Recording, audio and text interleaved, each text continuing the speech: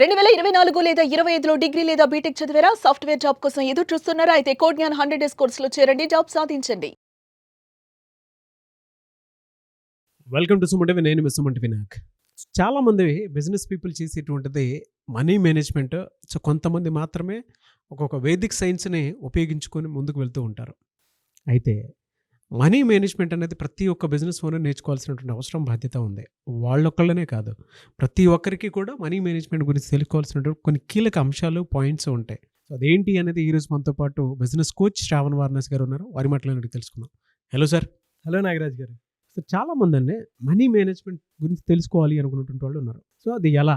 అది బిజినెస్ ఓనర్సే కదండి, ఎవరికైనా మనీ మేనేజ్మెంట్ అనేది చాలా చాలా ఇంపార్టెంట్. అయితే మనం ప్రీవియస్ చాలా వీడియోల్లో మనం మాట్లాడుకున్నాం. టీ హార్వే ఎకర్ గారి 6 జార్ మెథడ్ అని కానీ, లేకపోతే వారెన్ బఫెట్ గారు ఎలాంటి ఇన్వెస్ట్మెంట్ స్ట్రాటజీస్ వాడతారు, లేకపోతే ఎలా మనీని మేనేజ్ చేసుకోవాలనేది మనం ప్రీవియస్గా చాలాసార్లు డిస్కస్ చేసుకున్నాం. అయితే ఇప్పుడు నేను మాట్లాడబోయే టెర్మినాలజీ కానీ ఏవైతే టెక్నిక్స్ ఉంటాయో అవి మన పురాణాల్లో నుంచి మనం తీసుకొని ప్రతి ఒక్కరికి ఉపయోగపడేటట్టు చెప్పబోతున్నాం. అయితే ఇవి ఉన్నాయా, నిజంగానే ఉన్నాయా? భాగవతం, భారతం వీటన్నిటిలో కూడా మనీ మేనేజ్మెంట్ టెక్నిక్స్ ఉన్నాయి అంటే ఆశ్చర్యపోక తప్పదు. దీనికి నేను ప్రూఫ్గా ఒక శ్లోకం చూపిస్తాను.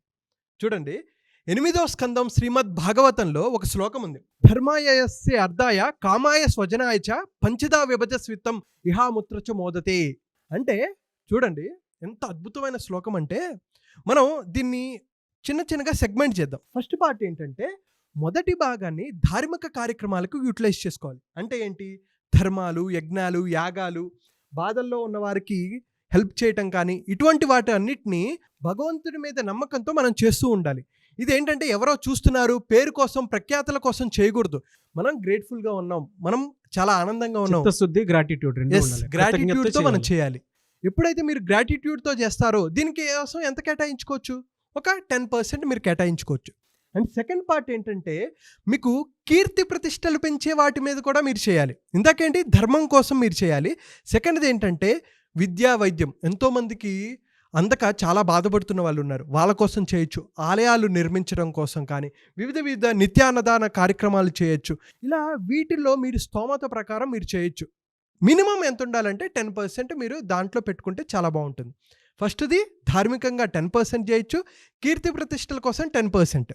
అయితే థర్డ్ది ఏంటంటే, ఇప్పుడు మీరు ధనం సంపాదించారు, దీన్ని ఎక్కడ ఇన్వెస్ట్ చేసుకుంటే మీకు లాంగ్ టర్మ్ బెనిఫిట్స్ ఉంటాయి. అయితే దాన్ని కొంచెం మనం ఇప్పటి సమాజానికి తగ్గట్టు నేను చెప్తున్నాను. Mutual funds, stocks or real estate.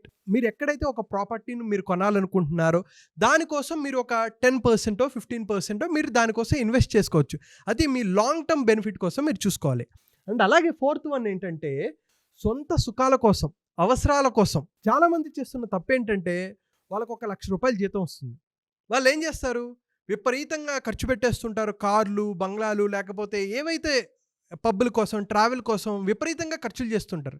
అయితే ఇక్కడ మనం అర్థం చేసుకోవాల్సింది ఏంటంటే, దీన్ని కనుక మనం లిమిట్ చేసుకోగలిగామనుకోండి, ఒక 10%కి మనం లిమిట్ చేసుకున్నాము అంటే 1 లక్ష రూపాయలు జీతం వచ్చేవాడు నీవు సినిమాలకు వెళ్ళాలనుకున్నా, షికార్కి వెళ్ళాలనుకున్నా, రెస్టారెంట్స్కి వెళ్ళి తినాలనుకున్నా 10% మీరు 10,000 లిమిట్ పెట్టుకుంటే మీరు ఎంజాయ్ చేస్తారు. దానికి లిమిట్ ఉంటుంది, ఒక డిసిప్లిన్ అనేది ఉంటుంది. అండ్ ఫిఫ్త్ వన్ ఏంటంటే, మీ మీద డిపెండ్ అయిన వాళ్ళకి, మీ వైఫ్ కానీ, పిల్లలు కానీ, లేకపోతే మీ పేరెంట్స్ కానీ, అత్తమామ గారు కానీ, ఎవరైతే డిపెండ్ అయ్యారో వాళ్ళ సుఖాల కోసం, వాళ్ళ అవసరాల కోసం, వాళ్ళ సిచ్యువేషన్కి తగ్గట్టు మీరు ఈ మనీని ఉపయోగించుకోవాలి. అరే ఇన్ని చెప్పావు, మరి కరెంటు బిల్లు, రెంటు, పిల్లల ఎడ్యుకేషన్ ఇవన్నీ ఉంటాయి కదండి, ఇవన్నీ 6th పార్ట్. సో ఒక 50% మీరు ఏదైతే మనీ సంపాదిస్తున్నారో దాంట్లో 50% నుంచి 55% వరకు మీ ఖర్చులకు వెళ్ళాలి. రెంట్, కరెంట్ బిల్లు, పిల్లల ఎడ్యుకేషను, గ్రాసరీసు, ఇవన్నీ 55% కన్నా ఎక్కువ అవ్వకూడదు. సో నేను మోడర్న్ వరల్డ్ అండ్ మన పురాణాలని కలిపి నేను ఈ లెక్క చెప్తున్నాను. ఎవరైతే మనీని ప్రాపర్గా మేనేజ్ చేసుకోగలిగి 10%, 10%, 15% ఇలాగా, లేకపోతే 50%, 55% రోజు అయ్యే ఖర్చుల కోసం అని డిస్ట్రిబ్యూట్ చేసుకుంటారో, దాన్ని ప్రాపర్గా ప్లాన్ వేసుకుంటారో, ఒక బిజినెస్ ఓనర్ కావచ్చు, లేకపోతే ఒక డే టు డే ఎంప్లాయీ చేసేవాళ్ళు కావచ్చు, ఎవరైనా సరే అద్భుతంగా మనీని మేనేజ్ చేసుకోగలరు. మిమ్మల్ని అప్రోచ్ అవ్వాలంటే ప్రాసెస్ ఏంటి? సో నాగరాజ్ గారు, మనం ఏ బిజినెస్ అయినా సరే, ఒకవేళ బిజినెస్ మీరు స్టార్ట్ చేయాలనుకుంటున్నా, లేదు బిజినెస్ని స్కేలప్ చేయాలి, అది ఏదైనా సరే, ఎందుకంటే కొన్ని ఫండమెంటల్స్ ఏ బిజినెస్లో అయినా కామన్. రెస్టారెంట్ పెట్టాలనుకుంటున్నారా, ఒక గ్రాసరీ షాప్ పెట్టాలనుకుంటున్నారా, సూపర్ మార్కెటా, ఒక బట్టల స్టోర్ పెట్టాలనుకుంటున్నారా, లేదు ఒక కార్పొరేట్ కంపెనీయా, రియల్ ఎస్టేటా, ఏదైనా సరే కొన్ని ఫండమెంటల్స్ అనేవి కామన్. సో మీరు ఫస్ట్ ఆ ఫండమెంటల్స్ క్లియర్గా లేకపోతే మీరు ఒక కోచ్ లేదు నన్నే అప్రోచ్ అవ్వాలనుకున్నారు, కింద కనిపిస్తున్న నెంబర్కి మీరు ఫోన్ చేసి అపాయింట్మెంట్ తీసుకోవచ్చు.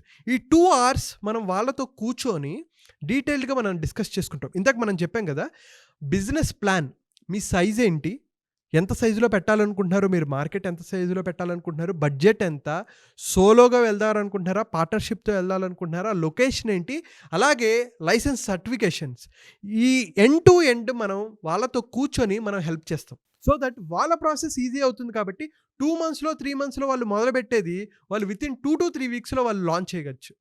So that without wasting any time they can launch their business in the world సింపుల్గా.